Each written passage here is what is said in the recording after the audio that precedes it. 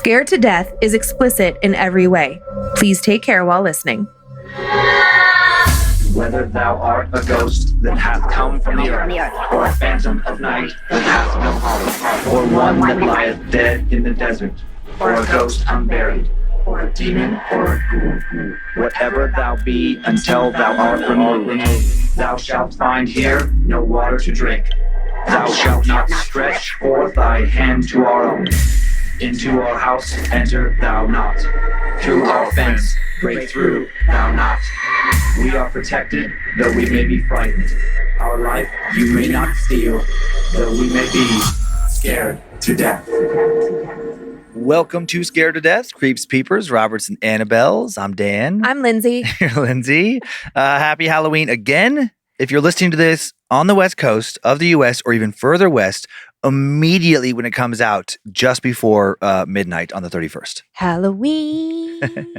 So for everyone else, I hope you already had a happy Halloween. And I hope you continue to celebrate throughout the week. Go to some good parties, get dressed up. Yeah. Party on, Wayne. Thanks again for all the recent ratings and reviews. They definitely help us find new listeners next to personal recommendations more than anything else.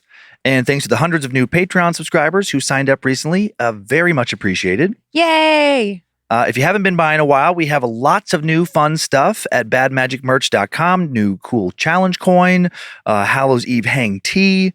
We will be doing less announcements here just to get into stories more quickly. So if you want to keep up to date on what's going on, go to the bottom of badmagicmerch.com's page and there's an email list you can sign up for notifications. Ba-boom. Ba-boom.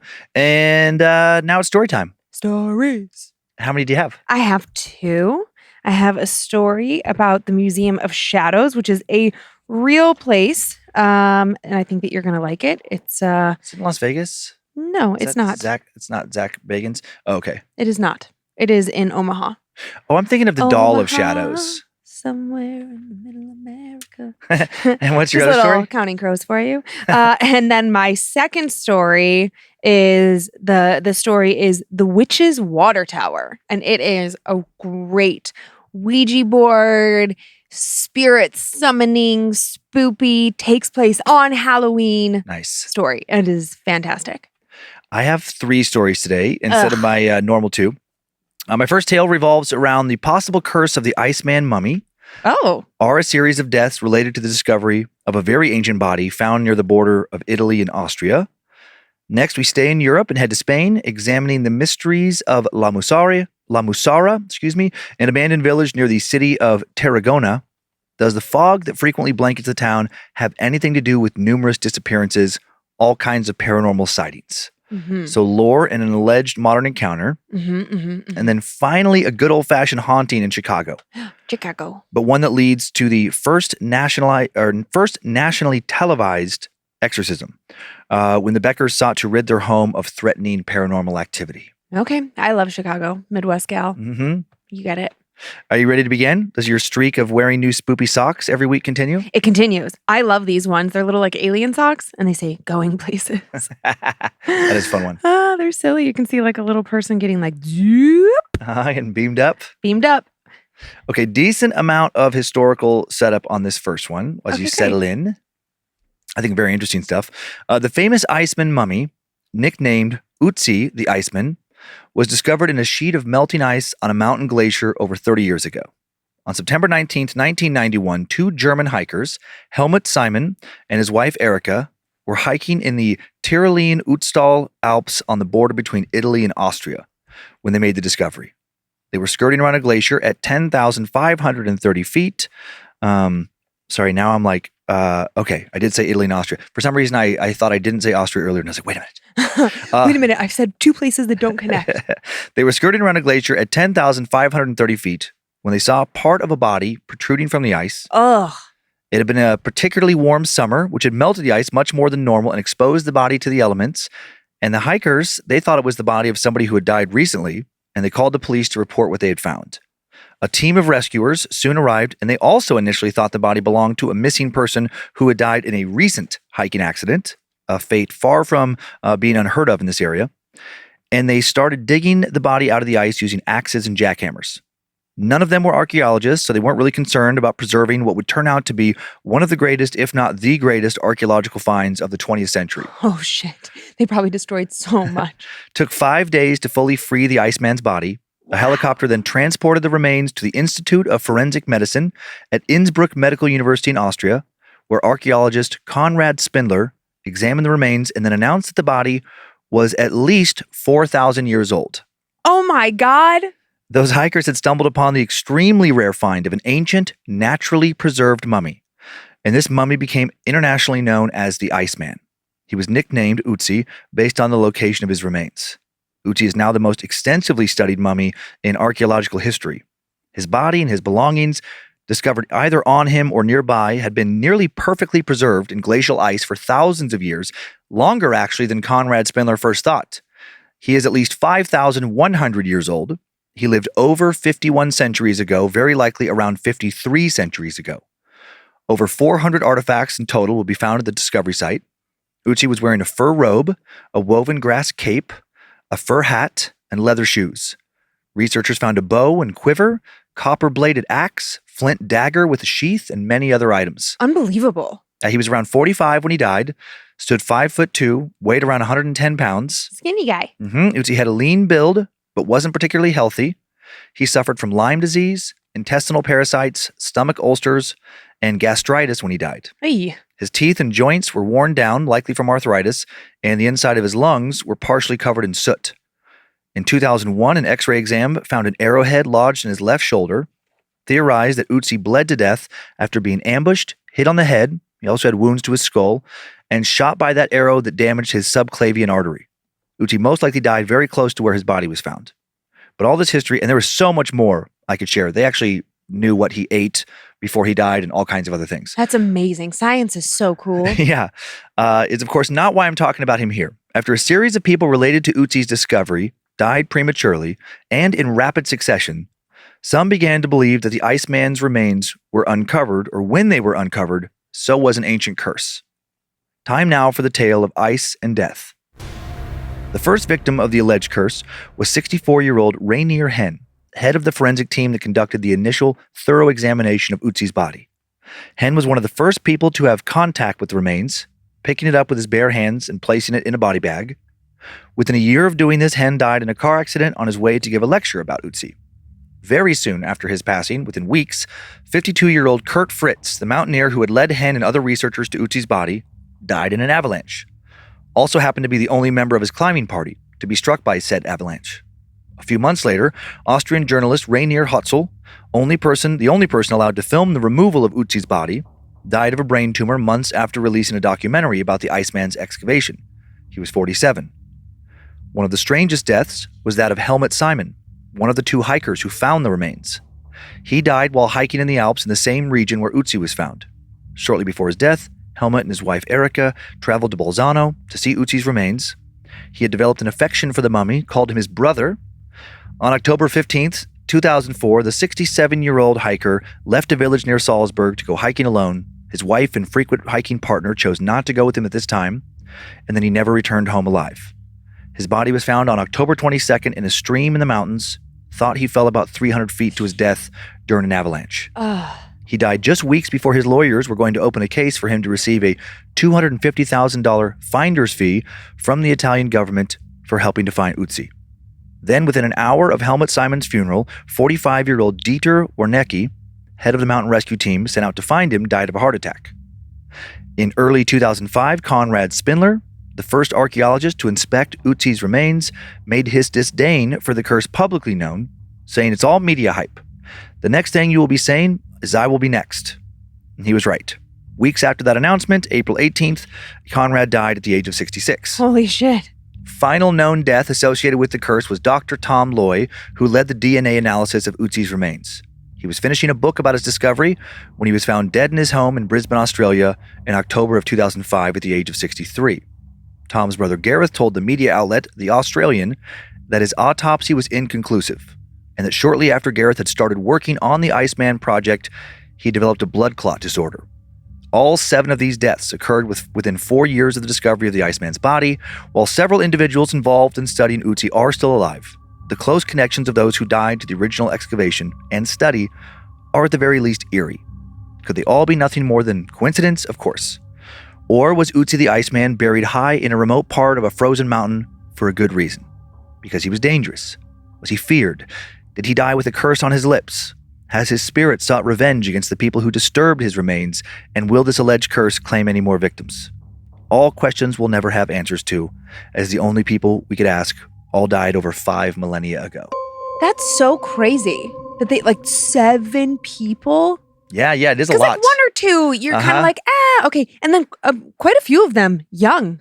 Mm-hmm. I mean, nobody was like 90. Right, no one was natural causes. Oh, man. Yeah, just boom, boom, boom, boom, boom. That is fascinating. I have some cool pictures. This first one is Ötzi's remains, preserved, like I said before, preserved so well that we know that his final meal was some ibex meat, some fat from the ibex, some red deer meat. What's ibex? It's a type. It's like I don't know if it's a member of the deer family. Oh, it looks kind of like a deer to me, like a deer or an antelope. I've never even heard that word. Some red deer meat, acorn wheat, and some traces of fern. And actually, the fern was toxic. They think that, like, basically, it sounds like he had an ancient equivalent of a sandwich or a wrap wrapped in fern to preserve it. And the fern was poisonous? Yeah, so they just think like little microscopic parts of it, bled into the stuff, that he didn't actually eat the fern. Yeah. That it was probably used to hold the meal in place. Right, because he didn't have bread, because he didn't have an oven. Like, blah, he's blah, hiking, so like a little portal, like a hot pocket, like an ancient hot pocket. And then just eating the insides. They also discovered they had numerous tattoos, and it was cool. They were able to tell what his final meal was, and able to tell that he had lunch at a lower altitude earlier on the day he died because of pollen and stuff that was mixed into some of the other food that was more digested. Unbelievable. That wouldn't exist at that altitude. Yeah, really cool stuff. God, that's amazing. This next one's a Smithsonian reconstruction of how he may have looked in life shortly before he died. So he lived a much harder 45-ish years than I have. I was just thinking, like, how similar you guys look. He's making me feel young. That's when you don't have doctors or dentists or orthodontists or skincare products, and you live out in just in the open elements and are fighting. He doesn't look horrific. No, he doesn't. He looks well past 45. Mm-hmm. He looks. He's going to age a little more if you're dodging arrows all the time and you're weathered. Mm-hmm. Yeah. And then this last one, another Smithsonian reconstruction, this of his entire body with some of the clothes he was wearing. Okay. Lean and mean. Yeah. Yeah, little guy. Mm-hmm. Little feisty guy, I imagine. I think you'd have to be. Uh-huh. And like beneficial to be small, good for hiding, good for moving quickly, less surface area to hit with arrows. And you're not doing like bulking and stuff back then. What? Like... You're not? There's not a wait a second. Not trying to get bigger. There's not a strongest man contest? You're just probably in your best interest, like, so you're not eating lots of your village's food. Yeah. You gotta keep it small. Yeah. Yeah. Huh. So yeah, I just thought that was a little different story than we normally tell here. Yeah, but I like a little lore. Mm-hmm. Me too. And this next one, a little mix of lore, and then also some more of the type of horror we normally tell here. Okay. Would you be willing to work on Ötzi? Let's just say that you were some incredible, famed archaeologist, scientist. You wouldn't be afraid of death? No, because a number of other people have lived still. It would be in my head a little bit, but I think if I was like really excited about, like if you're in that field, you're super passionate about it. Yeah. And it's such an amazing discovery. I think if I had the invite, I'd still want to work on him. I want to be the person that finds some, just to be hiking and then seeing this body. Mm-hmm. I mean, initially, of course, you'd be horrified that you have found, a modern day murder or what have you. But to find an artifact like that, to find just this 400 artifacts, I think you said, and then to find this body and I imagine frozen in the ice. Yeah, I feel like as more information came out about it, as they were discovering how old this person really wasn't, all of that, you would feel a certain kind of connection to just being human, just the human condition. And just like when someone passes away, and you sort of examine your life, or you have big milestones, or I don't know, just like little things happen that are very pivotal, I guess. Where, that would change how I view the world. And it's weird to think about like dying now and then and then just be, frozen somewhere, Oh my gosh. and then not be discovered by anyone else until like the year, 7,520 or something. Like, died with cell phone in hand, and they're like, Right. This idiot probably fell taking a selfie. Wow, that was Yeah. great. I just love that for just all the pieces, the lore. Yeah. I didn't know anything about the Iceman. It's cool. Okay, good. Well, we'll just roll right into the next story. I'll break for sponsors before my third tale. Okay. So just a few words of setup before jumping right into the paranormal. La Mussara is an abandoned village in the Prades Mountains near the city of Tarragona, Spain. And it's been given the sinister nickname of the ghost town where people disappear. Funny. Time now for the tale of Fear the Fog. This ghost town sits on steep cliffs at the edge of a forest. A travel site describes the town's current desolate status, stating, "During the day, the only sound you'll hear in the abandoned settlement of La Mussara in the high hills of Catalonia is the croaking of frogs from the village pond. Those who now come to explore the area will find several surviving structures, some of them centuries old. The history of why La Mussara became a ghost town is steeped in mystery. The village was at least somewhat inhabited up until the 1950s, but then the remaining residents seem to have abandoned their homes, possibly all on the same day, quickly and for reasons unknown. A reporter visited the ghost town in 1958, noticed that it seemed like all the residents had left in a big rush, leaving their books on their desks, boxes strewn about the church, doors to their homes wide open. Why? Some believe the residents fled due to the land being cursed. There have been numerous unexplained events in the village and surrounding area happening for at least the past 50 years. Unsolved disappearances, visitors experiencing time loss, UFO sightings, encounters with various apparitions. All of these encounters are believed by many to be connected to an ominous and mysterious fog that frequently is found in the area. It's said that clouds of this mystical fog regularly appear quickly and out of nowhere. They can and often do descend on the village even on the clearest of summer days. In certain cases, the fog leaves people caught inside of it feeling extremely disoriented. Some have claimed that being caught in the fog has caused them to lose large amounts of time. When the fog lifts, they'll think they've only been inside it for minutes or hours and then realize they've lost a full day or more. Other visitors have claimed to hear strange voices or the sound of horses' hooves emanating from within the fog, despite the fact that there are no horses or anything or anyone else nearby when the fog lifts. The sounds of other strange creatures have been heard in the fog. In 2019, Forbes published an article on La Mussara that featured an interview with a man who stated, "I went with my girlfriend one night. We stayed close to the village. At midnight, we heard strange noises, like horses neighing, but we knew there were no horses nearby. Before we went to La Mussara, we didn't believe the paranormal was real. Now we are not so sure." Next to this fog, La Piedra del Seis, the sixth stone, is often most cited as a reason for the area's strange paranormal events. La Piedra del Seis lies at an entrance to the village, a short stone pillar that some think might be a portal to another universe.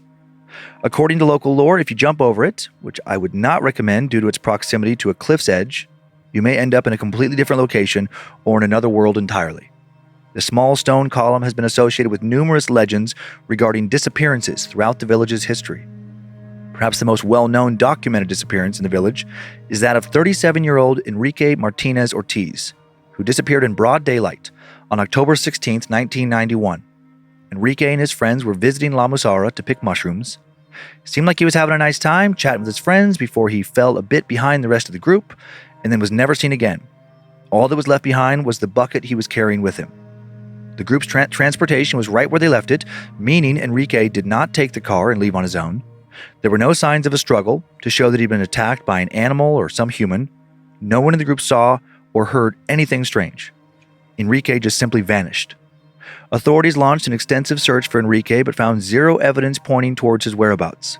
Years later, when asked about his disappearance, Enrique's wife Anna said, according to his friends, he disappeared in the place where the television antennas are. They marked the location they traveled to and there was no cliff or anything like that nearby. They were in two groups and were talking. Antonio called out for Enrique and he answered him, but then later when he called, Enrique did not answer. Antonio turned around and looked, and Enrique was no longer there. He suddenly just disappeared. After 3 or 4 days following Enrique going missing, the governor of Tarragona sent about 200 soldiers to search the area, and they didn't find a single clue. Not a trace, nothing. Even some psychics got involved in the case, according to Anna. They could not locate him either, but did feel that wherever Enrique went, he did not go willingly. Did Enrique fall victim to the mysterious fog? Did he tempt fate and jump over La Piedra del Seis? Is La Mussara simply a ghost town with no ties to the paranormal or something much, much more mysterious? Now for an alleged modern encounter. It was a few years ago. A friend I've had since childhood and I were driving along the Mediterranean coast, up from Malaga all the way back down to Naples, with another friend of ours from Belgium we'd only met a few months before. I'm not listing any names on the off chance that the authorities could somehow trace my location and identity from this post. I have not committed a crime, but I am not sure that they would believe that.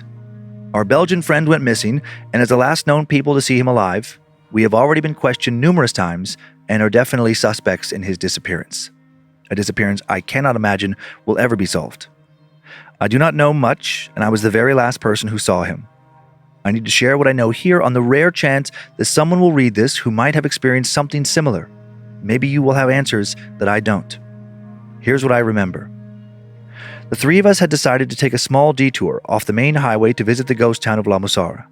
As we climbed up towards the plateau the old town rests on, via a narrow and winding road, before we even made it to La Mussara, the fog, that horrible fog, started to roll in. It came out of nowhere. It was sunny and warm, and closer to lunch than breakfast. Not the normal time of day or weather for fog in my experience.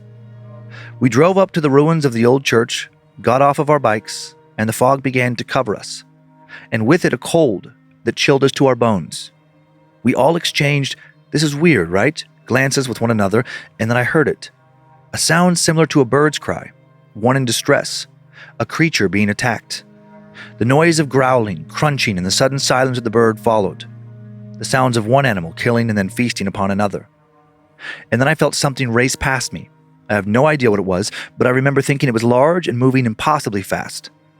Almost simultaneously, I heard something overhead and saw another large, shadowy thing flying by. The fog was too thick to make out any details. Suddenly I was terrified. Something was off, very off, about all of this. I hopped back on my bike and yelled towards my friends, "Let's go, back down below." And I started up my engine. My childhood friend was off and riding before I was. My Belgian friend said something like, "Yeah, let's get the hell out of here." I'm not totally sure, because as he spoke, before he finished, I noticed that some large creature, roughly the shape of a bear, again it was hard to really see due to the thick fog, was charging towards him from behind. And right as he was finishing speaking and kick-starting his bike, this thing gnashed its teeth down on his upper arm and ripped him from his seat. He screamed out wildly and thrashed about as he was quickly dragged backwards into the ever-thickening fog. Once he was 5 to 10 meters away from me, I could no longer see him, but I could still hear his frightened cries. And then I saw another beast in the shadows moving towards me. I threw my bike in gear and sped off as fast as I could. I drove recklessly through the fog. I would have rather have crashed into another vehicle or driven off of the road than to have one of those things carry me screaming deeper into the mysterious mist. For the next minute or so, as I sped back down the road, dark shapes flew above me. Other things raced across the road, both ahead and behind me. I could hear strange cries from all around. I never heard my friend again, though. When I made it out of the fog, I found my other friend standing along the side of the road. He'd parked his bike and was bent over with his hands upon his knees. He had been vomiting. Once he composed himself, we talked briefly about what we should do next. Who should we tell? As we spoke, the fog lifted. It happened so fast. I had never seen fog melt away so quickly like that. The road back up to La Mussara was clear again, nothing but sunshine and blue skies. We decided to race back up and look for our friend before alerting the authorities. Back up near the church, we found his bike, but our friend was gone. Disappeared without a trace, other than a small trail of blood that led from his bike towards some deserted house and then just abruptly stopped. We spent the next few hours looking all over for him, but found nothing. And then we wondered if it would be a good idea to notify the police. What were we supposed to tell them? That some monster in the fog took him? My friend did not even see what happened to him, but he did also see and hear strange creatures in the mist. We both knew that no one would believe us unless they had experienced the same thing. So we just rode on out of the area, telling no one. We were not questioned for a week or so, not until a few days after making it back home. The story that we have stuck to is that he told us that something came up suddenly with his family back home in Belgium, and that he would connect with us back in Malaga after our trip. And then off he went, and we have no idea what happened to him. At least some of that is true. We don't really know what happened to him. What was that fog? What was inside of it? I think, and I've thought so long about what all of this could be, that the fog somehow contains creatures from another world in it, and that all three of us briefly existed in some space that straddles the line between this world and another, a horrible other world. I think our friend was dragged into that world, and that no one in this world is ever going to see him again. Another victim of the terrible fog of La Mussara. I mean, I'm just going to say that if I know the lore of this fog, I'm not going up there. I don't know that they did. I don't know that he knew. Well, I'm telling you, not going to do it. Because it's so risky. If the fog comes from nowhere, there's no warning, you're screwed. Fog is, what was the name of the book? Stephen King, The Mist? I think it was just called The Mist, an old Stephen King book. Yeah. About this mysterious fog that like kind of just covers everything all around like this town and just like stays. And there's like monsters or something. I can't remember how it ends, but I remember there's monsters in it. It reminded me of this story. That sounds very This story reminded me of that story. Yeah. Yeah. Fog is inherently creepy as shit as well. Yeah, it is. Where even like, just like living by a lake when the temperatures are just right. It can be early morning, like, 4 or 5 in the morning. Yeah. You're just running to grab a coffee or going to the gym, whatever. And even then with like, there is some sunlight. It's pretty, but it's spooky. And then at night, it is terrifying. Everything becomes shadowy. You're just seeing shapes rather than like distinct details of creatures. What if the fog is like so thick, and then if you saw like a hand kind of like protrude? Yeah, it's terrifying. I don't think I want to live in a foggy place. Like Seattle's out for me. Yeah. Just can't have hands in the fog. Makes flying a pain too. Yes, it does. San Francisco, thank you very much. A few pictures. This first one is an aerial shot of the Spanish cliffside ghost town of La Mussara. La Mussara. Beautiful. Oh, yeah, really pretty. And did you say did you say something about Catalonia? I think that's the region it's in, yeah. Okay. Yeah. This next one is a shot of that fog rolling into the area. Okay. Doesn't seem that thick. No, not where the picture taker is standing, like over that little ridge. I know, you can see it like getting thicker, getting more opaque. I think that's a thing about fog too. It's like if you're in the fog, you can't really take a good picture of the fog. No, it just looks like whiteout. Yeah, exactly. Yeah. Or like when you're flying and you go through like big clouds, that's how I think of a really thick cloud. Yeah. Cloud? Yeah, some clouds. Some clouds. Some fog clouds. Yeah, clouds. New word. And then this next one is La Piedra del Seis, the sixth stone. It's kind of a tongue twister. The sixth stone. The sixth Makes me wanna, stone. I can't do it without like a lisp. Maybe you can just say the sixth stone. Like six stones. Sixth stone. If you just leave out the I think it's almost like implied. It almost happens naturally. Sixth stone. Yeah. The sixth stone. Yeah. It just kind of happens. I'm sorry. How are you supposed to fucking jump over that? I guess from that is a terrible idea. It's a terrible idea. Yeah. Look at that. That is so close to the edge. That is so close to the edge of glory. Oh my God. I'm having like songs in my head. Early on, you said, in this story, you said like, I don't know much. And immediately. I don't know much. Aaron Neville. Yeah. But I know you. And I had to like keep myself from busting out laughing. I was like, oh man, DJ Honey, he probably loves that song. He does. DJ Honey. We got Aaron Neville coming up after the break. Yeah. But that stone. Yeah. Okay. You're out on this like ledge and here's the stone. Even if you were to jump this way, like here's where it drops down into nothingness, just a few steps and you're out. Yeah, you stumble, you fall. And then if you're like, oh, well, it'll be dumb to jump this way because then I'll be off the edge. Okay. So even if you're going to jump from like the edge inland, there's not, I understand that it's a picture, it's not to scale or anything, but I don't think anybody should be jumping over that just in general. No. Forget about portals. Right. That is a terrible idea. It's real dangerous. Real sketch. Real sus. Okay, the only other thing that really stood out to me in that story was there was a deserted house. You were just talking like in the ghost town. Yeah, and when the friend gets dragged off his bike and everything, I understand that he's gone missing, and it's very complex because you're worried about being held responsible, yada yada yada. But also, like, my natural inclination is like, oh, person goes missing. I know that I see a trail of blood and there is some abandoned house. I'm immediately going to the authorities and saying like, hey, we were on our bikes. Our friend disappeared. Yeah. And there's blood and an abandoned house. I would bet they looked in the abandoned because nothing's locked up or anything. It's all just ruins. Right, but it sounds like the friends of the Belgian dude just were like, fucking, we're out of here. I mean, they looked for a few hours. Oh, okay. Yeah. They did look for a few hours. I must have zoned out for a minute, focused on like what I would do. Totally. Yeah. Yeah. So, I mean, in that case, it's like, I mean, I do kind of get it. It seems suspicious. And what do you do? I know. What do you do? Their cover story isn't amazing either. I can't believe it's held up. Oh, he had a family emergency, so he just left. Yeah. Yeah. Okay. Sure. Are you ready to leave Europe for Chicago? Chicago. I am. Let's get some pizza. So no setup for this one. I'll just share the story. Time now for the tale of the Becker family haunting. Sinister paranormal events that occurred in Chicago between 1970 and 1971 would result in the first ever exorcism to be aired on U.S. national television. Quite possibly the first exorcism to be broadcast on TV anywhere in the world. And to be clear, they did exorcise a home, not a person. In July of 1970, Marcia and Edwin Becker, a newly married couple with a baby on the way, were over the moon with happiness and eager and feeling ready to start the next chapter of their lives. Unfortunately, their new dream of marital and family bliss was about to become a nightmare. When Edwin went to pay rent that month, chatting idly with the landlady and brimming with happiness, he told her of the daughter he was expecting within the next 2 months, and then felt his world begin to crumble around him as she informed him that he would have to quickly find another place to live.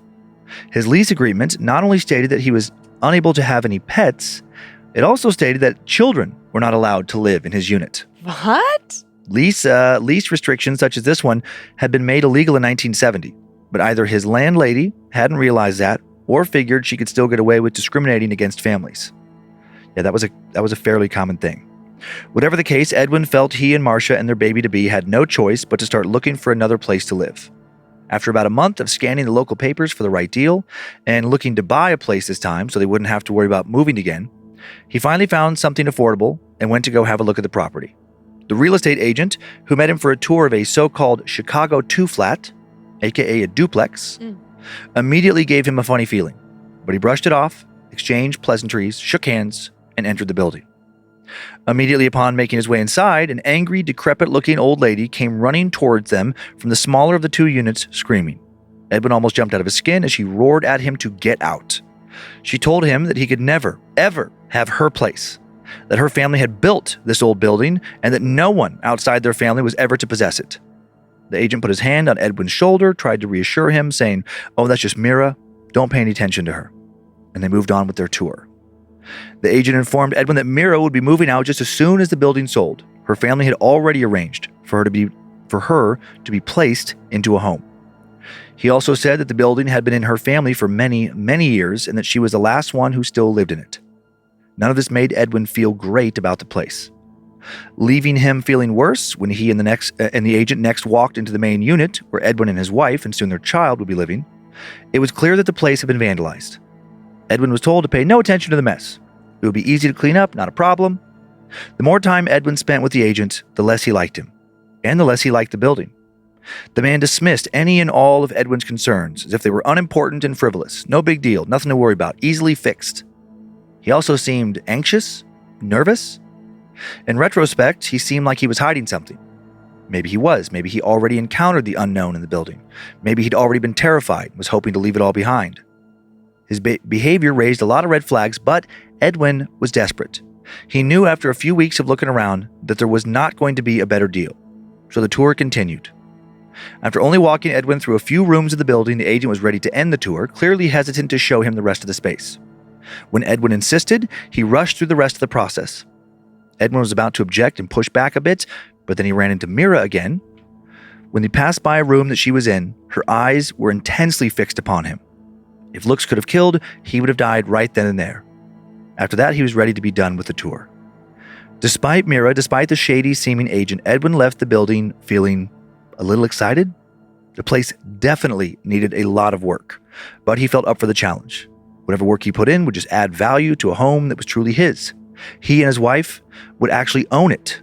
They'd make it their home and could stay as long as they wanted. So they put in an offer and it was immediately accepted. The day that the couple moved in, all seemed well. The first few days were typical, unpacking boxes and grabbing takeout pizza. Everything was going just fine until Marcia unpacked what she called her pride and joy, a beautiful china candy dish. She set it in the middle of the dining room table, turned away for a split second. When she turned back, it had moved to the table's edge. Very strange. She wrote it off, thinking she must have somehow not placed it where she thought she did, even though she felt certain that she had put it in the center of the table just like she had always done in the past. Then later that day, when Ed and Marcia were eating dinner, the light in the dining room started to flash, but not haphazardly. No, it flickered in and out in what felt like an intentional kind of rhythm. Marcia wondered if it was Morse code, like someone sending them a message. Ed laughed that off, strongly assuming it was just a fading light, caused by either a dying bulb or faulty wiring or some other electrical problem. He added it to his list of other things that needed to be taken care of. Then for the next several weeks, nothing unusual happened. The couple's new home, other than being a bit beat up, seemed fine. The next event would have been easily written off if it didn't become a frequent occurrence. Around a month after they moved in, Ed tried to call Marcia at home while he was on break at work, but the line was busy. Tried again on his next break. Line still busy. Same thing happened several more times over the course of the day. He was never able to get through to his wife, and that concerned him because Marcia was never one to spend much time on the phone. When he got home that night, Ed was irritated, wondering who his wife had suddenly been speaking with all day. After confronting her, Marcia stormed over to the phone and discovered that someone had taken the phone off the hook. Again, not a big deal as an isolated incident. This could have easily just been an accident, but this would happen again many more times in the future. And combined with everything else that would happen, it would end up feeling not like an accident. It would feel like a part of a pattern of harassment, like something sowing discord into their marriage, something trying to pry them apart. Meanwhile, the Beckers' daughter was born, and now Marcia was trying to adapt to life with the new baby and finding out that motherhood was a lot harder than she'd expected. Like most new mothers, she was sleep-deprived, trying to push through brain fog and days feeling like she was on autopilot. Then in the midst of this new mental state, things started to occur around the house that could not be rationalized away. Things of an obvious paranormal nature. For instance, one morning as she was putting away the dishes, Marcia jumped back and screamed as the cabinet door flew open and plates started to fall out and smash into little pieces all over the floor. Later that same day, some new potential renters of the building's smaller unit, Diane and Dan White, were coming to view the downstairs apartment. They appeared to be a couple in a similar situation to the Beckers with a baby around the same age. Marcia immediately felt comfortable around Diane. Her demeanor and kind look in her eyes made her feel like she would have an ally in the building. Edwin and Marcia wasted no time offering them the vacant apartment, Mira's old unit. And now they too would be tormented in ways that simply couldn't be written off as being the normal sights and sounds of an old building. Shortly after the new couple settled in, Dan got home from work to find the chandelier swinging around at a speed that could not be attributed to coming from a natural source. No draft could have created the witnessed momentum. Dan reached up to stop the movement, and when it didn't repeat, he tried not to dwell on it. A couple days later, Diane and Marcia were spending time together with their children when Diane placed her baby in a walker. The walker was still way too big for her baby's legs to reach the floor. It was more like a little chair. And now, while the ladies chatted about Diane's in-laws, the wheels of the walker started to move on their own. The walker unnaturally picked up speed, and Diane had to sprint across the room to keep her baby from falling down the stairs. Holy shit. Marcia was now 100% convinced that the house was haunted by something malevolent, and she wanted Ed to investigate what was in their home and why. Ed had no real idea what to do, but he decided to begin by exploring the basement. He'd barely been down there since they'd moved in. He thought that maybe he'd find some clue, something that would give him some understanding or insight as to what might be in their home, if there actually was something in their home. He didn't find much, but did come across a few things that definitely raised his eyebrows, starting with a jar containing Monopoly pieces and bullets. He wondered why someone would keep those items together. In the next basement room, Ed found stacked from floor to ceiling massive piles of girly mags from the 30s, in addition to shoeboxes full of clippings of various parts of the women cut out from other magazines. Ed decided to keep this massive and disturbing, thanks to the cutout parts, stash of early 20th century pornography, secret from his wife, worried it would only upset her more than she already was. And she was upset and about to become more so. A few weeks later, while Marcia was taking a bath, she began to feel the presence of something with her in the room. This feeling grew stronger and stronger until she felt some kind of actual force in the bathroom near her, as if the air around her were physically touching her skin. She finally felt freaked out enough to get up, throw a towel around herself, and run to the phone to call Ed at work. Her husband still wasn't sure if he believed her. He had yet to experience anything other than a busy phone line and a flashing light bulb, things that could easily be explained away rationally. But he still agreed to Marcia's request that they bring in a priest to bless their home. What could it hurt? Maybe quite a bit, actually, as we've seen here before. For every blessing that seems to calm down poltergeist activity, it seems as if there are two or more where it only angers whatever is haunting the home. Much to Marcia's relief, the priest was able to come and visit the house in just a few days' time. He arrived armed with a black satchel containing his Bible, brass vial of holy water, and various religious objects. The priest began by walking through the house, sprinkling holy water around and praying. And then his blessing ritual was interrupted by a loud crash, heard by all present, when the brass vial shattered in the priest's hands. Marcia screamed. Ed was stunned silent. What had just happened? Brass is not supposed to be able to shatter. It's not like glass. The priest himself seemed rattled, left a few minutes later before completing the blessing. Now Ed was a believer. Truly curious now, also, as to why the home was haunted. The next day, Ed went to pay a visit to a neighbor, Walter, to discuss the history of the house over a glass of whiskey.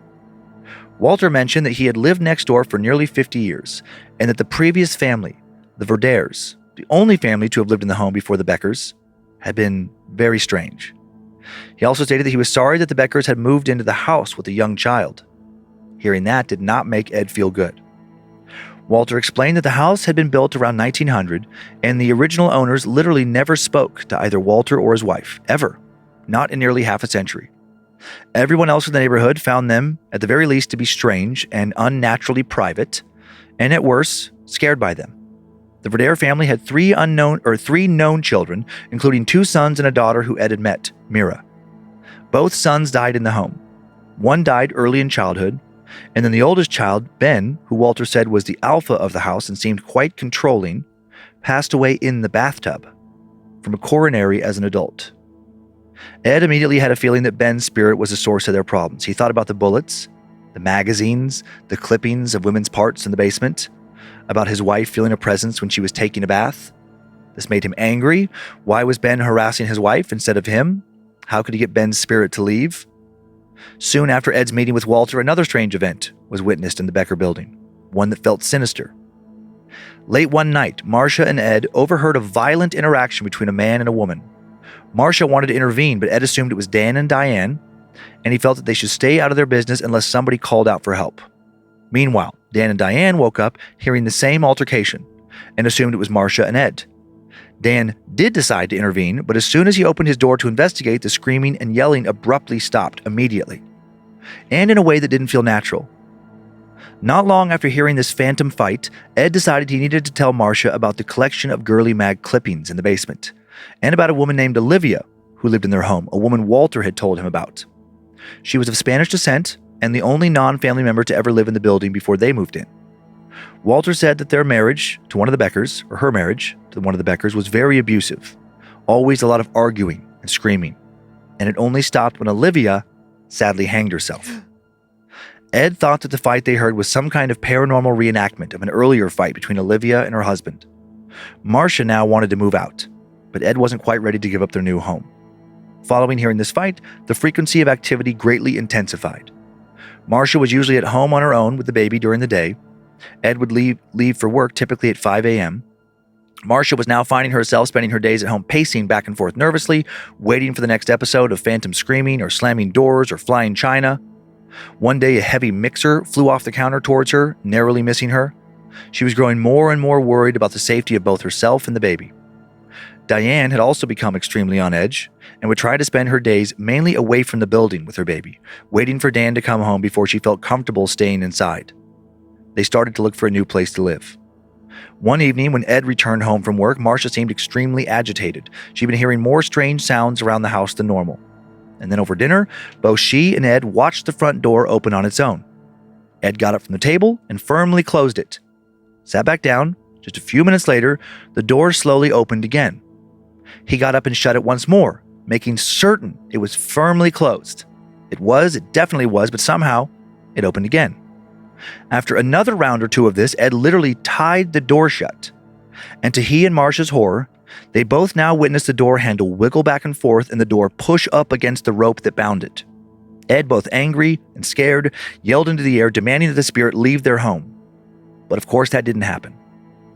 If they weren't going to flee, Marcia at least wanted to try and get help from the church again. She made contact with a different church, found a medium and psychic named Joe DeLuise, who agreed to arrange an exorcism of their home with the help of Reverend William Durrell Davis, on the condition that the couple allow it to be broadcast on television. Someone from NBC had heard of the haunting and wanted to document the ritual. On the day of the exorcism, the Becker home was filled with people from the television crew, the medium, the reverend, a few friends. Most of the people present would stay in the living room, while the exorcism would take place in the dining room. Ed was excited that this would be the first ever exorcism filmed for TV. He reasoned that if it failed, the station would look bad, so they had a lot of incentive to get it right.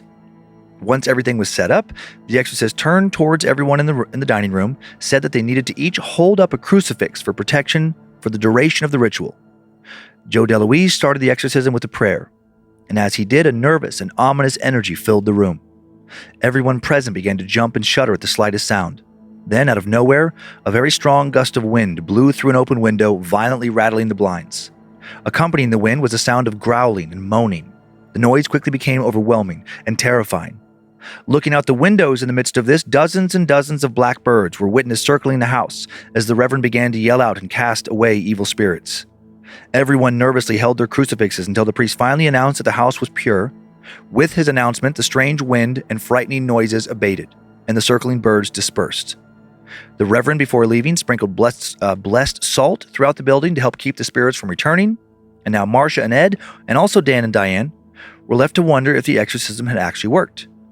It seems that it did.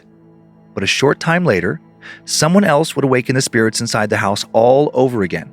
Ed's sister April had watched the exorcism on TV, and having a very strong interest in the spirit world, decided she wanted to live in the house with them.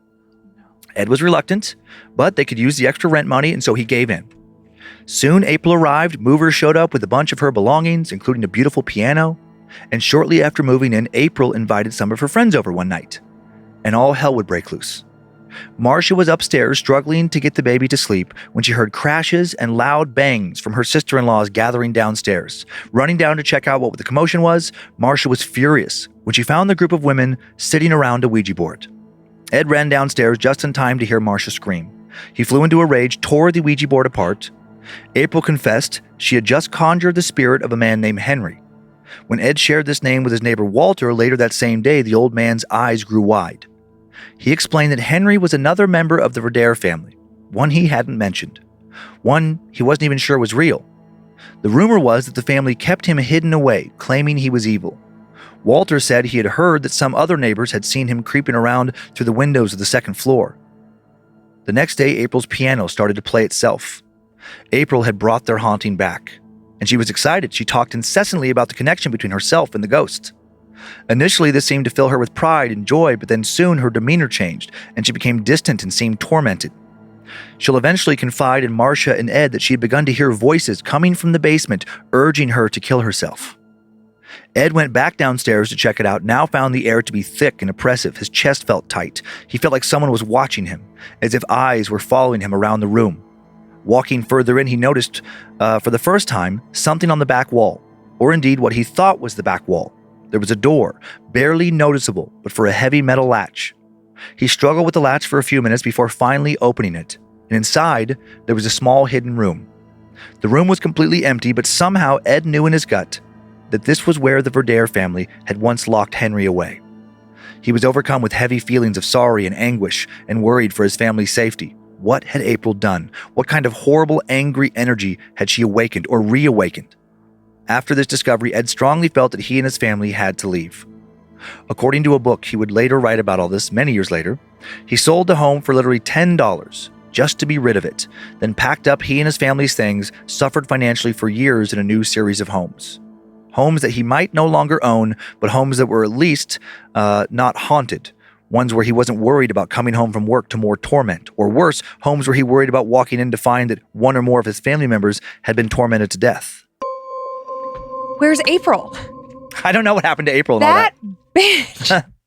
I would be so mad at my brother. I would be so mad. What do we decide? Adana. Yeah, exactly. Adana, the female Darren. Yeah. Mhm. April is a complete Donna. I am so mad at her. Yeah, and you were saying like if your brother, like if you mentioned your brother, like if you had a home that like everything, like there was torment and you got things settled down and then they came over, you let him live there and then he decides to have a seance or play with the Ouija board and brings things back. And I knew that that's where it was going. I knew it. I was like, you stupid idiot. Why would you do that? And it's like one thing if it was just the I can't even remember their names now. Ed and Marsha. It's so hard not to say Ed and Lorraine. And it would be different if it was just them. Yeah. But there is like her niece is now living in this space, and then like the neighbors also have a child. So you're putting innocent little babies at risk. That is like probably the part that bothers me the most. And Ed and Marsha were not like into this. They weren't like, oh yeah, let's try and go further. She snuck it. What a brat. Uh-huh. Oh, I'm so mad at her. She should be kicked out of the family for that. She's not allowed to come to Thanksgiving. I have a few pictures. Okay. Nothing of good quality. This is a still image from the televised exorcism. It's a broadcast on NBC. I would show a bit of the video, but the audio is terrible as far as it's like people who recorded the broadcast on their television on VHS. Oh boy. And then the VHS is old and has been transferred to digital and it's just like, it's really degraded. Yeah.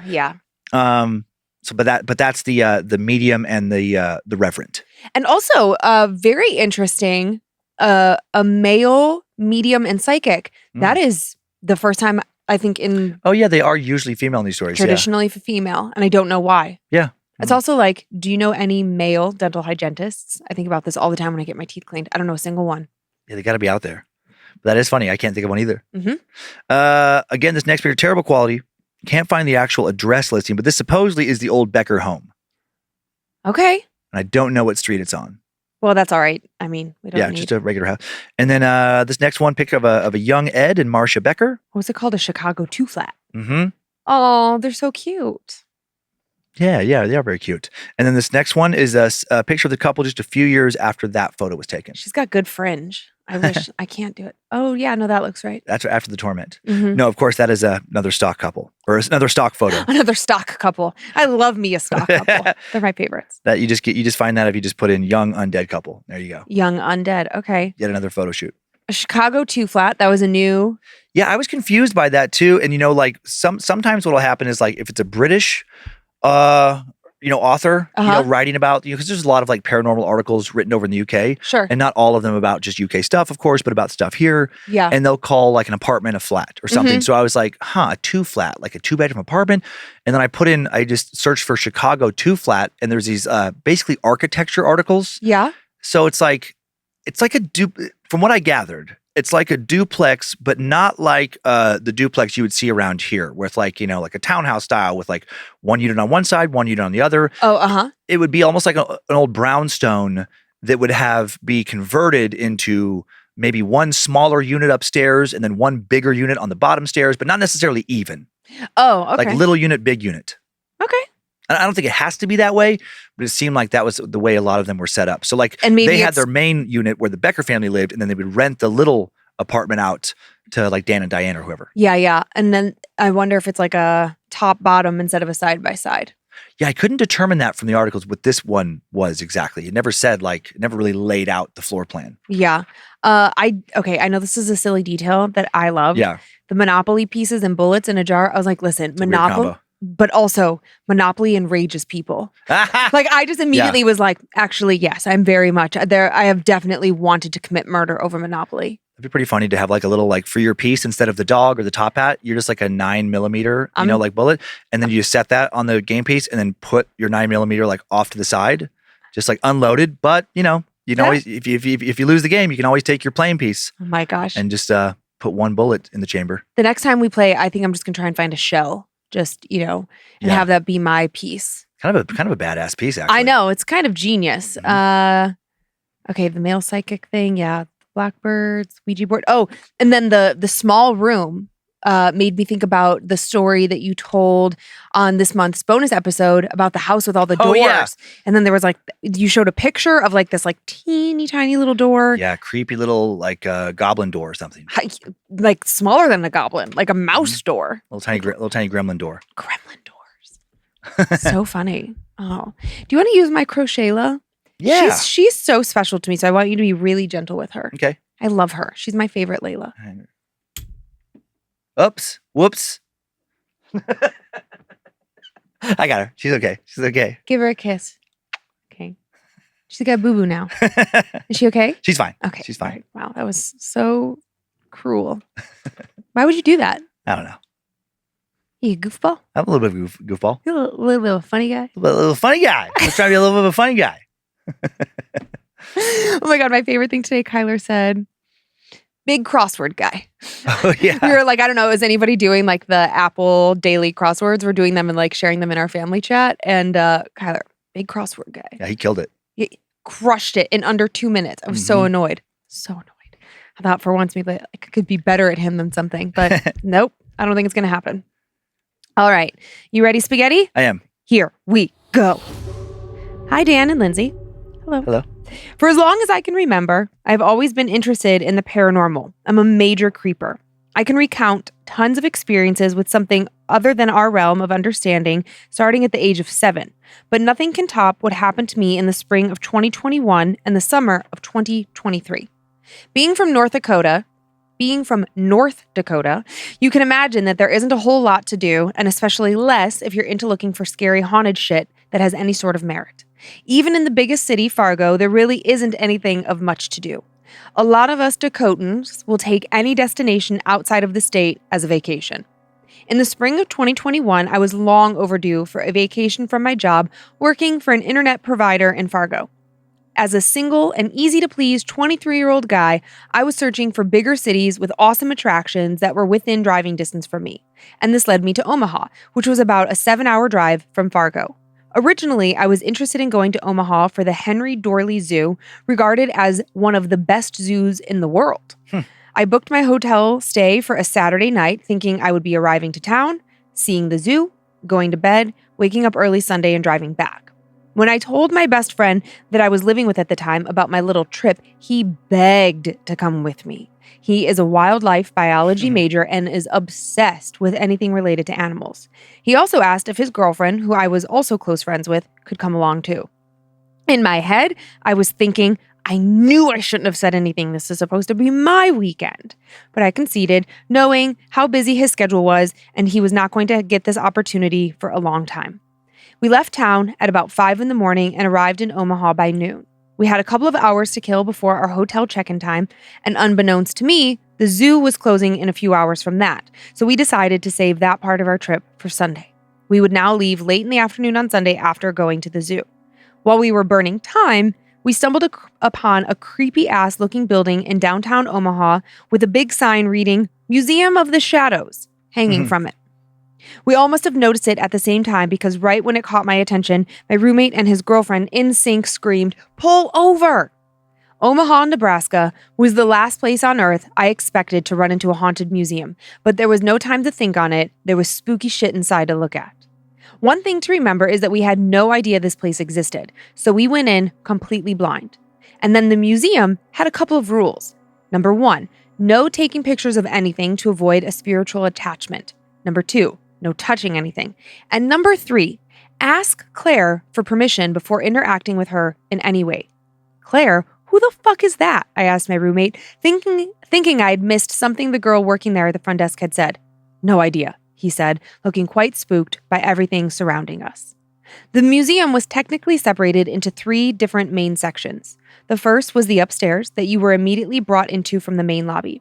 This area has the more mild objects, supposedly haunted dolls, mirrors, Ouija boards, so on. Next is the downstairs, which has items with a stronger spiritual connection to it. Some weapons, pieces of furniture, human remains, and other miscellaneous antiques. And finally, towards the back of the museum was this little gated-off area that also had a small room with no door bordering it. There was a dispenser bottle with holy water, and a sign nearby recommended that we use it before entering. I remember being drawn to the room. I looked at my roommate and said, "Something strong is in there. I feel it pulling at me." At this point, he and his girlfriend refused to step a foot into the gated area, let alone into the room. As I walked in, I noticed another sign. It stated, "It is imperative you ask Claire for permission to enter. Failure to do so has resulted in odd happenings. If you see Claire shaking, we strongly encourage you to leave the premises immediately. Me being the oblivious idiot I am, I didn't see the sign until after I left that room in complete terror. All I can remember once entering was this dense, almost electric feeling in the air. I turned to my left, and there she was, Claire, another fucking haunted doll. I immediately felt a shock of fear run through me. I was glued to her fake plastic eyes against my own volition. I kept eye contact with her for good 10 seconds, seemingly unable to break the gaze that we shared. After a bit of time, it eased up, and I was able to get a closer look at her. However, as I got closer, I heard a faint tapping sound coming from within the glass. Suddenly, she started shaking in her small wooden rocking chair. I could have sworn I saw her lift out of it a bit as well. I was freaked the fuck out and wanted out immediately. We left the museum, and I refused to talk about what I saw until we got back home the following day. I won't be detailing any history about Claire's existence, only because everything about her seems fairly inconsistent. She remains a sort of mystery with memories to this day. Flash forward to the summer of 2023, 2 weeks prior to this email being written. Another friend that lived in our small town reached out saying he wanted to take a trip to Omaha. I could not say no to seeing Claire again. He is just as if not more interested in the paranormal as myself, so we were excited to see what would happen. Upon arrival to the museum, he and I at the same time looked at each other with a, "You felt that right, too?" kind of look. It's almost as if she knew we were coming. After paying, he and I skipped the entire museum to go directly to her room. My friend, in his own excited stupor, ignored the signs just as I had done the time before. The only difference was that nothing happened. Literally nothing. He and I both felt fine in that room. A feeling of solace was temporary. After about 10 minutes of us trying to interact with the spirit that possessed Claire, my friend's flashlight started bugging out. Once he left the room, it worked fine. Upon re-entry, it malfunctioned again. It would continue to do this for about 15 minutes. During that time, the temperature in the room dropped drastically. That feeling of terror that was all too familiar to me came upon both of us, hitting my friend first. At the time, we both swore we saw a white figure move behind us, but we felt like it could have been easily explained away by a combination of an overactive imagination and possibly the stray beam from another tourist's flashlight entering the room. After a while, we decided to leave, satisfied with our experiences. As we were making our way out of the room, I stopped at the doorway with my friend ahead of me. I turned back towards Claire and said, "Thanks again, Claire. It was good to see you again." Immediately after saying this, I heard what can only be described as a deep, guttural sigh coming from her from behind the glass box, almost as if whatever was in there was relieved to see us go away.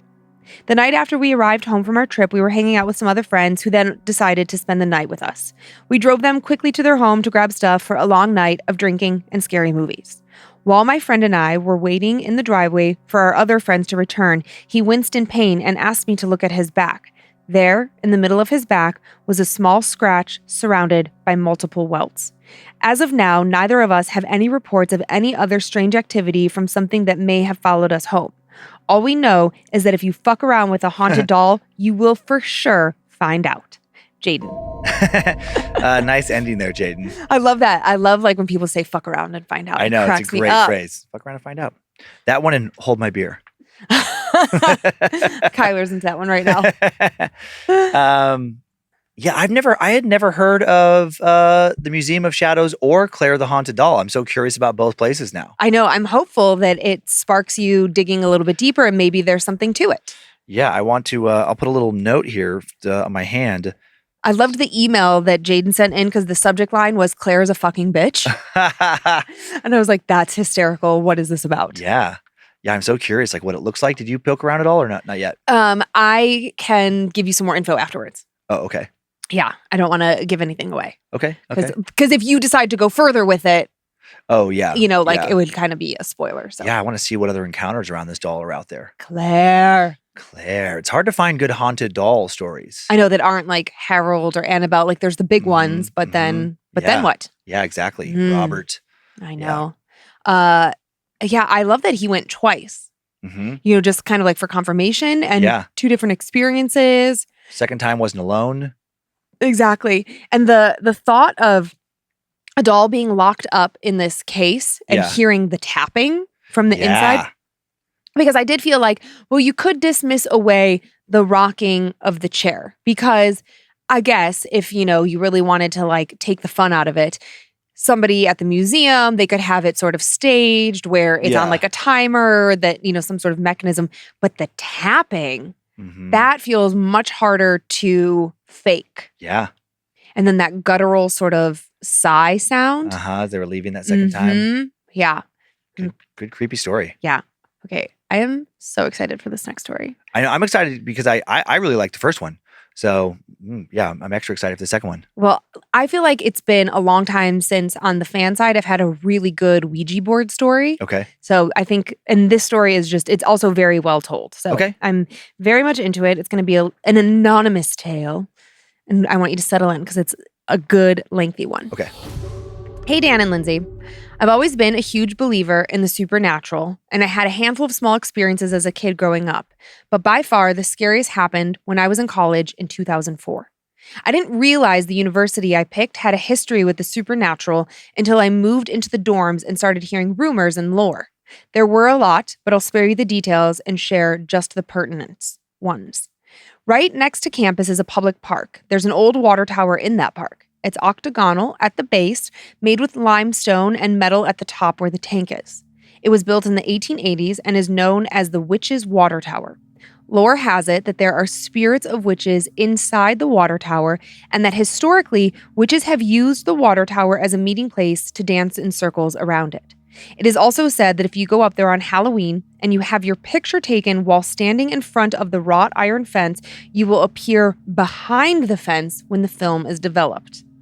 Probably because of its close proximity to campus, it has a wrought iron fence around it at the base with sharpened points at the top. I imagine it's to keep drunk college students out.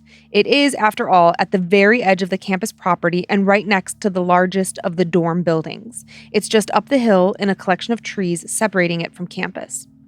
One of the first friends I made was Adam, a self-proclaimed witch who brought his Ouija board with him to school. He heard some of the same rumors I did, and like me, he was curious as hell to see if they were true. He asked me if I wanted to come with him and use his Ouija board to find out if there was any activity at any of the haunted locations on campus. We had heard of several, but the one that came up the most was the water tower, which again isn't technically on campus, but it was easy enough to get to. I agreed because what witchy girl could resist, am I right? I used a Ouija board a handful of times before. I'd never owned one, and now I don't think I ever will. Adam and I started going up to the water tower with the Ouija board. Several weeks in a row, and I don't remember how many, we would go up there on a day we both had free with his Ouija board and my notebook and pen. I wrote down all of the questions and answers we got while using the Ouija board, which admittedly somewhat killed the pace, but it was good to have for record keeping. It was our little thing that we did. We never, ever told our friends we were going up there to the water tower with the Ouija board, and that worked to our advantage later on. One session in particular stands out. We were walking up to our usual spot, which was next to the water tower, under a large tree where there was a picnic table. It was in the same place as always, right under the lowest branch of the tree closest to the water tower, but Adam seemed confused. "Who moved the table?" he asked. "Well, what do you mean? It's where it always is," I replied. "No, I mean, I was up here by myself earlier and I moved it out from underneath the tree, and now it's back." "Huh, well, somebody else probably moved it. It is a public park after all."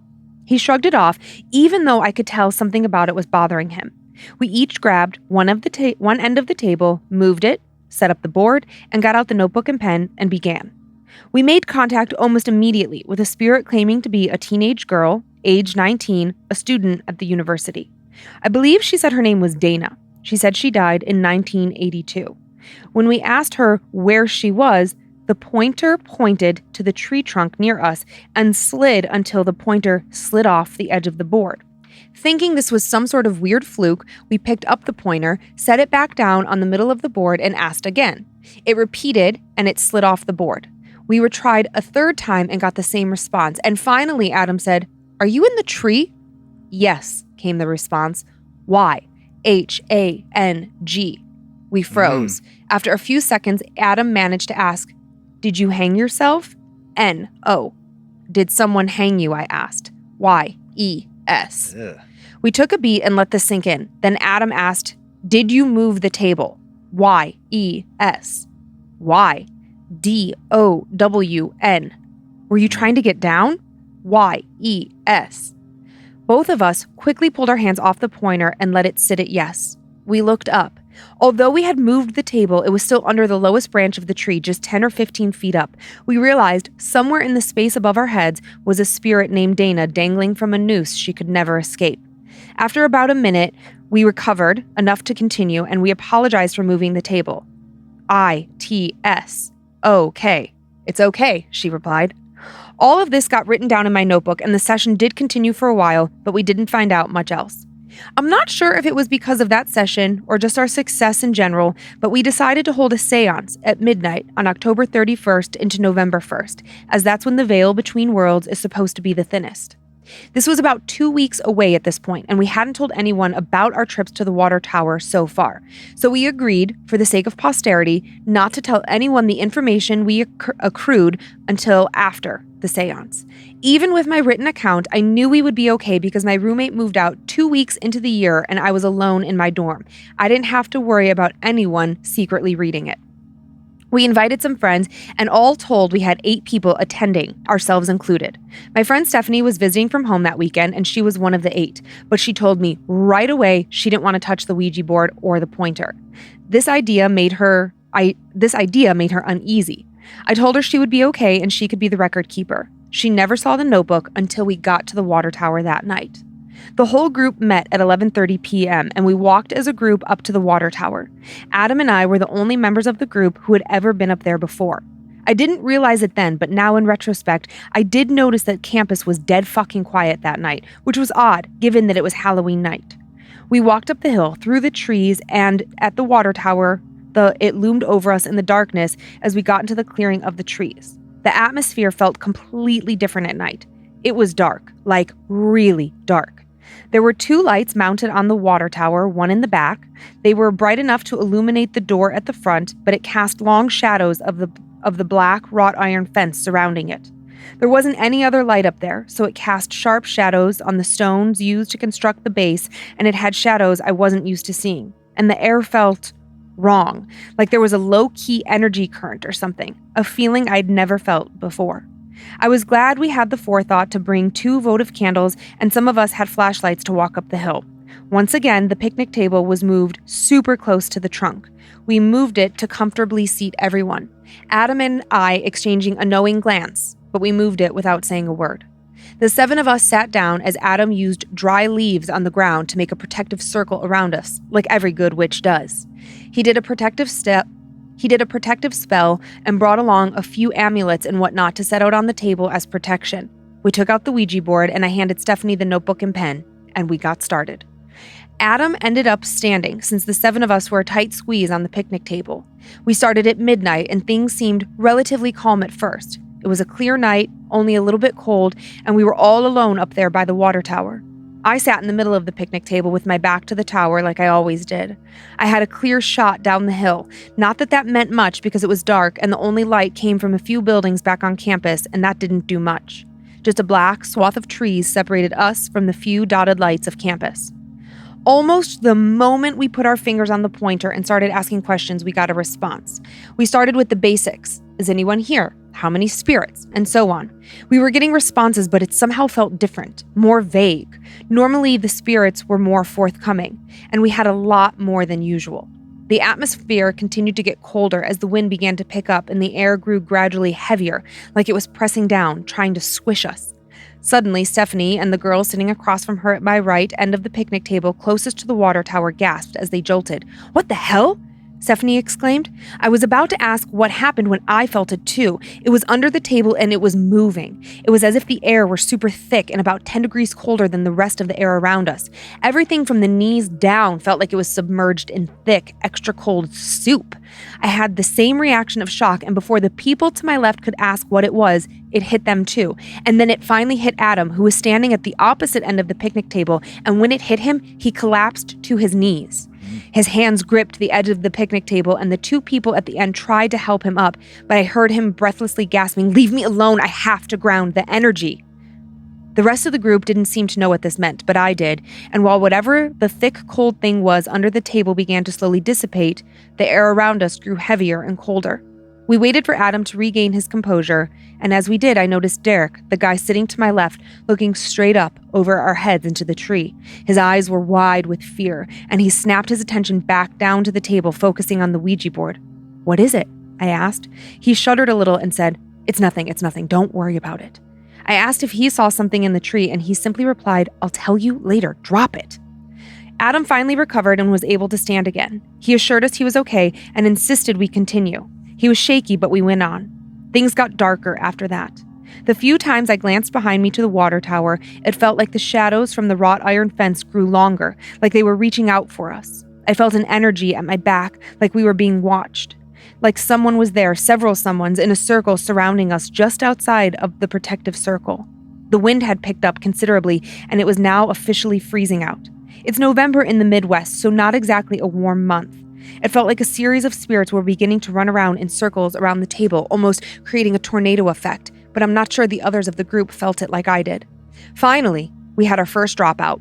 One of the girls across from me at the picnic table, who had been glancing fearfully over her shoulder down the dark hill the entire time, broke down in tears and refused to participate further. We stopped and calmed her down, but she said she didn't like this or the shadows moving in the trees behind her and never wanted to touch the pointer again. She sat quietly while we continued, the answers getting more vague and ominous as the tension and the electricity in the air grew. All of us were visibly uneasy as the wind whipped around violently. Whatever protection that circle of leaves had given us surely wasn't working anymore. All of them were gone. I didn't say anything so as to not further upset anyone, but now we were fully exposed. And that's when we had our second dropout. The girl sitting next to me, who was across from Stephanie, broke down into tears out of nowhere. She kept glancing fearfully over her shoulder at the water tower, crying, "What is that girl doing?" All of us looked, but none of us saw anything, just the creepy old water tower. Stephanie tried her best to comfort the girl, held her hands, and told her it would be okay. We didn't know who or what she was seeing, but it was clearly upsetting. She refused to continue with the Ouija board, but she was also too scared to walk back to the dorms alone, so she waited. The energy had intensified and the weight of the air was so heavy, we all seemed to be having trouble holding our heads up straight. The answers we were getting, when they made sense, were cryptic and vague. At one point, the board spelled out D-I-E.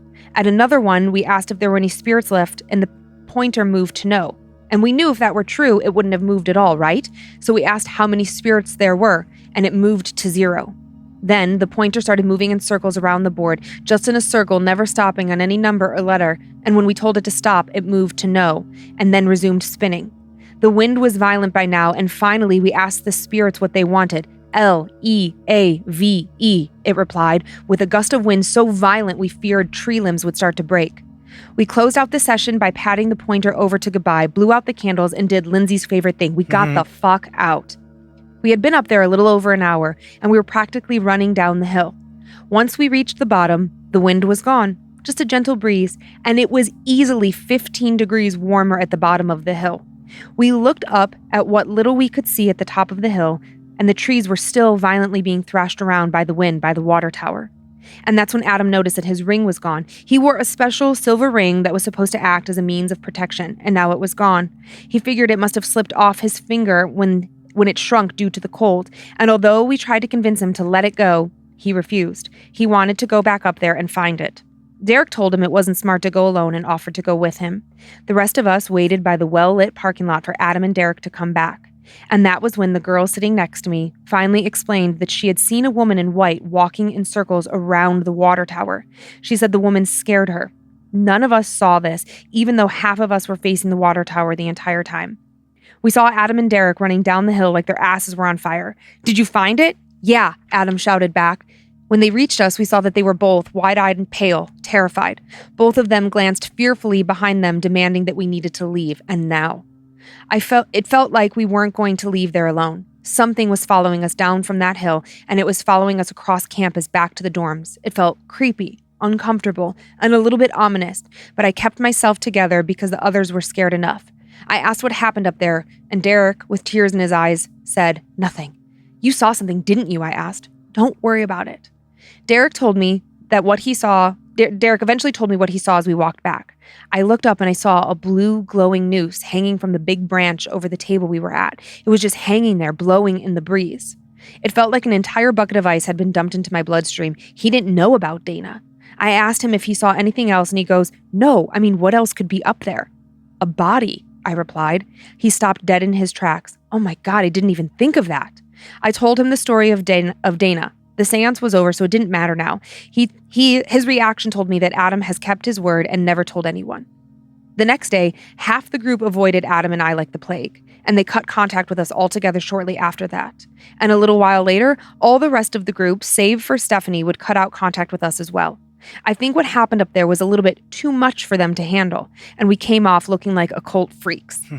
A year passed, and none of us had been up to the water tower since that night. A new school year, and Adam said he didn't want to do a seance that year. He just wanted to drink. College, what can I say? It worked out, though, because I had to work that night anyways, and I was working at security campus. They had us on special detail that night, a haunted hike. The school hired students to dress up in scary costumes and assigned them locations along the hiking route to stake out and hide, waiting for people to come by on their guided haunted hike tour. The fact that this took place at night was extra spooky. They were allowed to do anything within reason to scare people. For reasons never explained to us, that annual hike had been canceled the year before, but was resuming this year. Funny how that works out, isn't it? Campus security worked in pairs as walking escorts, and my partner and I had to wait at the end of the haunted hike in the parking lot in high-vis shirts, waiting to see if anybody was too scared to walk back to their dorm rooms alone. Apparently, this had been an issue in the past. Halloween day, I was in my dorm room doing some light cleaning when my door opened, when I heard my next door neighbor calling me. I went over to see what she wanted, and she held in her hand a bunch of loose photos she had just had developed. She handed me a few of them and asked me to look at them. The first two were just fine, just her standing in front of the black wrought iron fence in front of the base of the water tower on a clear blue day. The third one caught me off guard. The picture was filled with a mysterious white smoke obscuring it. You could see her and the fence and the tower, but there was no source of the smoke. My professor said if you take your picture, you'll appear behind the fence when it's developed. This isn't behind the fence, though. Was anyone smoking up there? I asked. It was just me and my friend alone. Neither of us smoke, and there was no fire or any other source of smoke. Well, when was it taken? Today, she said. I got 1 hour developing. The pictures were taken in rapid succession, but you're into this spooky shit, right? What is this? Spooky shit, I said. Yeah, didn't you and your friends go up there with the Ouija board last year? So word had gotten out. She wasn't part of that group. I decided to just shrug it off and asked to see the rest of the pictures on the roll and the negatives. She obliged. All of the pictures were normal, not a blemish on them, and the negatives matched. Even the negative for the picture with the smoke showed the smoke on the negative, so I knew this wasn't a problem during developing. My neighbor convinced herself it was nothing paranormal at all, just a fluke, bad film or something, she said. She asked for her pictures back, and I handed them back without telling her what I really thought it was. Halloween night. I'm standing post with my partner. None of the hikers took us up as walking escorts, but once the hikes were all over, the actors started coming out of the woods, laughing and chatting about all the good scares they had gotten in. Except for the last group. They came out looking truly terrified. There were 4 or 5 of them, and they were visibly shaken. We asked if they wanted us to take them back to their dorms, and they agreed. Curious as hell, I asked what happened that scared them so bad. We were up by the water tower, by those trees, just hiding behind the trees and the tower to scare people, but there is some freaky ass shit up there, they said. I froze. I didn't know the water tower was part of the route. It's not even on campus, but I guess it's close enough. The dull gray metal of the water tank loomed high over the surrounding trees, and it almost seemed to be staring back at me as I thought of the year before. Well, what did you see? I asked, a little nervous. The story came in fragments, but they all agreed. Lights, shadows, so many lights and shadows darting all around between the trees. Dude, there's something up there for real. It stopped when the groups came through, but when we had time in between groups, it would start up again. I tried not to show how nervous this made me. I'd always felt like we let something out with that seance the year before, but I wasn't sure. I heard it's because of those people who held a seance up there last year on Halloween, someone shouted out. I stopped. What was that? I asked. Oh yeah, I heard there's a group of students who goes up there on Halloween with a Ouija board and tries to summon stuff. So word had seriously gotten out. We did it one time. And I didn't know any of these people. We weren't exactly trying to summon anything, but then again, how else does a Ouija board work? I couldn't argue their logic, and I also didn't want to say, oh yeah, I was there, no biggie. I just kept my mouth shut and let them talk it out as we walked back, and I think this helped because they all seemed much calmer once they reached their respective buildings. They felt better, but I didn't. I knew last year we let something out, and now I knew it was still up there. Aside from one trip back to the water tower 15 years later in 2019, I haven't been back since. I went back then because the line, "You let him out, you put him back in," from Beetlejuice kept reminding me we opened a portal that night and let something out. So I returned to clean up my mess, only to find out that someone else, I suspect Adam, already had. But I wonder now if there isn't still something watching me from the watchtower. As I sat down to write this, I experienced objects moving on their own, sounds of clicks and taps with no known source, phantom sounds of thunder on a clear night, feelings of darkness near me, and chills so intense I often had to stop writing. Seems just telling the story awakened something, even though I'm over 50 miles away from the Witches Tower. The Witches Tower. I know, it's great, huh? Yeah, what a strange thing. That was a great story. Yeah, great story. Mm-hmm. I love how long it's been and that it still is freaking this person out. Yeah. I love the way things spread across campus. That's so funny to me. Yep. She's like, one time, we just did this one time. Yep. I love the idea of, I don't know if when I was at Gonzaga, because I went there around the same time that this person went to their college, just based on the 15 years later, 2019. Yeah. I don't remember us having any haunted things on campus, like haunted tours. I love the idea of a haunted hike. I know, isn't that genius? That's a good one. Yeah. As opposed to like a haunted house, haunted prison. I mean, they're all good, but just that twist of the haunted hike, like out in the woods, having people hide in the trees and stuff. Oh, that'd be a great thrill seeker kind of little Halloween hike. I know now, my adult brain is well, they probably don't do that anymore because somebody's going to fall and break an ankle. Somebody's going to get sued, blah, blah, blah, blah. Yep. But yeah, I think it's a really cool idea. Yeah. Yeah. I feel like maybe in Cleveland there was something like that. Oh man, my brain isn't operating fast enough to think about. I feel like there were some sort of haunted trails or maybe something. So maybe not a hike, but a haunted walk. I guess maybe the concern now that I'm thinking it out, if you have a haunted house, I think about Silverwood near here. They do their, what is it called? Scarywood. Mm-hmm. But you have to go past a ticket collector to get into Silverwood. So to get into Scarywood, there's a fence around it. There's security around that. Oh, I see where you're going. Yeah, it's hard to get in. A random haunted house, it's usually you go into a door where there's a ticket taker. Right. If you're out in the woods along a trail, some fucking maniac, oh my God, could sneak into the haunted, the people doing the scares. They could just hide amongst them and do something horrible. Yeah. Well, I guess that's we watched some horror movie, I think last year, maybe. Yes. For one of our TLAs, it was a few years ago. I think we watched it with some fans. I know which one you're thinking of. Where they go into the amusement park. No, that's not what I was thinking of. Oh, okay. There was a haunted house. It was people who work at a haunted house, and you know what I'm talking about now? Yeah. So it's they were doing their jobs. They were getting the house ready. Right. It was shot in a sort of documentary kind of manner. That was another TLA one. Yeah. And then it was, and then it was, they're doing their job. People are coming in, but there's someone else. Yeah. Or something else in the space that wasn't meant to be there. Yeah. Because then we watched another movie that was an outdoor amusement park setting. Same thing. I don't remember. There was a murderer that snuck, like a serial killer snuck into the haunted area and was just killing people. I mean, that is a terrifying thing to just think in general, because a haunted house is inherently scary and it has paid people in there. Yeah. And, the thing about Scarywood that makes it less scary, less probable for this to happen is it's employees have to come through a gate. Right. Not just attendees, right? But if you're if there's any sneaky way to get in, that is some sort of psychopath's dream come true. I know. I'm thinking things right now that I don't even want to share. I know, me too, because I'm I don't even want to put that into the... Yep, because I don't want to tell people hey, this is how you could sneak some stuff past. Yeah. Yeah.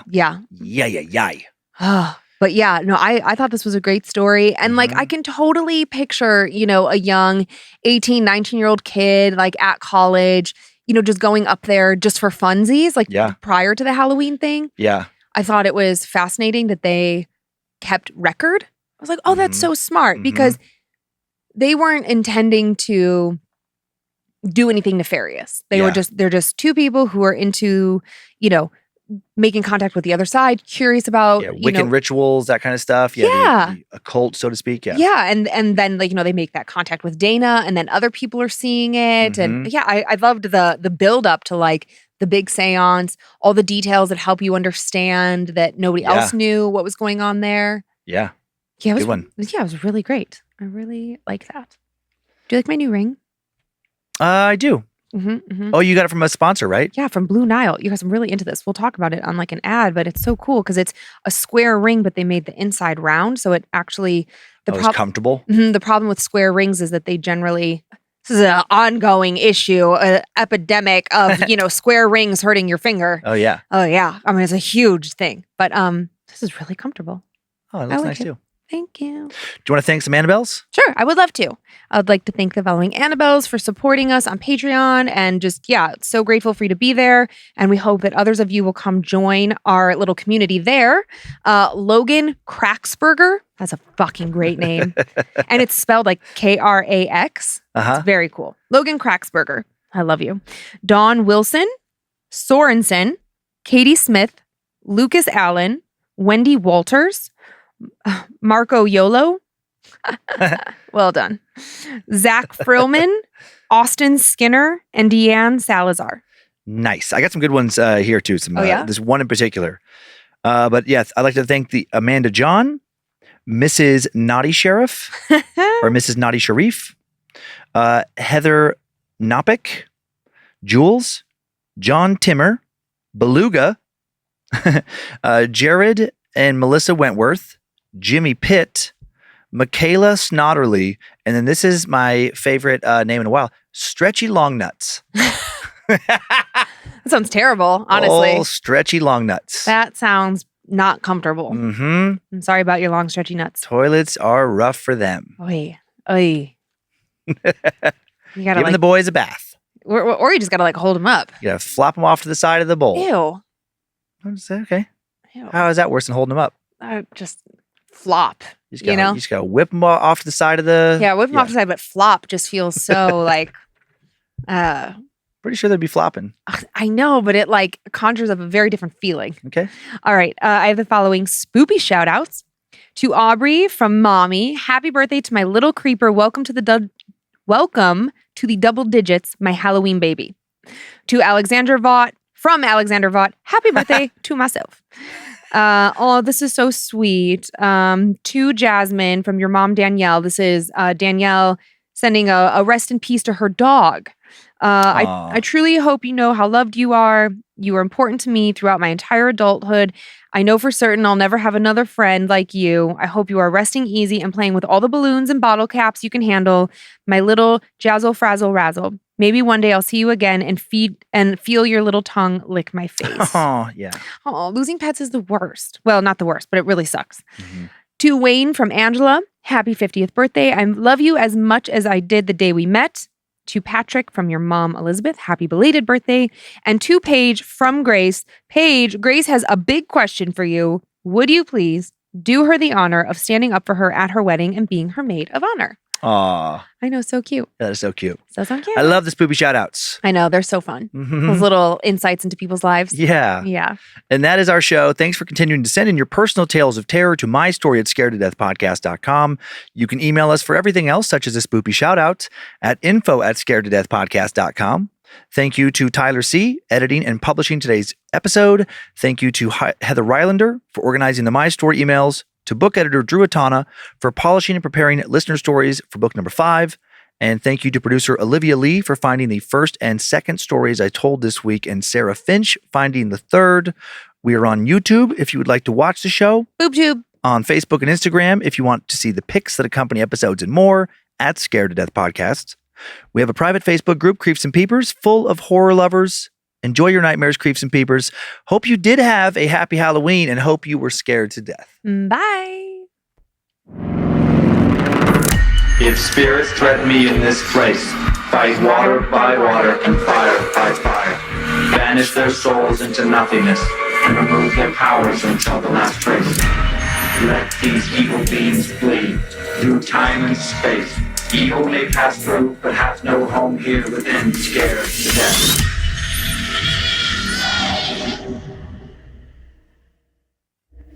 Mad Magic Productions.